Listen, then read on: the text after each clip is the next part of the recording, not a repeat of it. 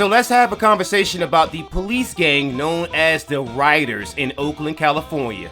Because the Oakland Police Department is infamous for having police officers who mistreat black Americans in particular, and who also engage in flat-out unconstitutional behavior. And as a result of this, they've been under federal oversight for the past 20 years with something known as a federal consent decree, which is basically a federally binding agreement between the city, its law enforcement agency, and also the federal government. And this is to ensure that officers do not engage in unconstitutional behavior or flat out break the law or engage in racist behavior. And these types of decrees are rare, and this came because of a police gang known as the Riders.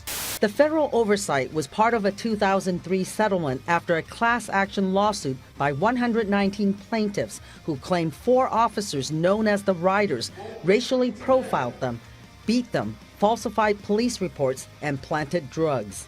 And so this story begins as many police corruption stories began with the whistleblower. And that whistleblower was a rookie police officer for the Oakland Police Department at the time, whose name is Keith Batt. And Keith Batt was shocked by some of the violations and some of the racism and unconstitutional behavior from his fellow Oakland police officers. And so he went to OPD's internal affairs, and that set off a chain of events that would lead to not only the federal consent decree, but also a flat-out display of how police officers get away with crime so often. And those officers are Frank Vasquez, who fled the country and remains a fugitive in Mexico, and the other officers whose names are Clarence Mabanag, Matthew Hornung, and also Jude Siapno, who never faced any charges at all. In fact, there were some hung juries in 2003, and in a 2005 retrial, all of the charges were dismissed, despite the fact that what Keith Blatt revealed was used as a part of the federal consent decree that the Oakland Police Department is still under to this very day. And these officers have destroyed lives.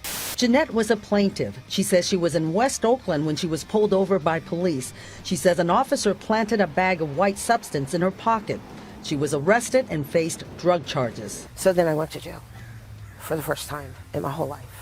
And there's a reason why I use Deja Vu from the Initial D anime. And it's not just because of the writer's name and it being linked to cars, but it's also quite literally the song's lyrics. Because like Deja Vu says, we've literally been here before. This is in Oakland, where the Black Panther Party quite literally started because of police gangs in California. And so it's like my grandma always says, the more things change, the more white supremacy stays the same.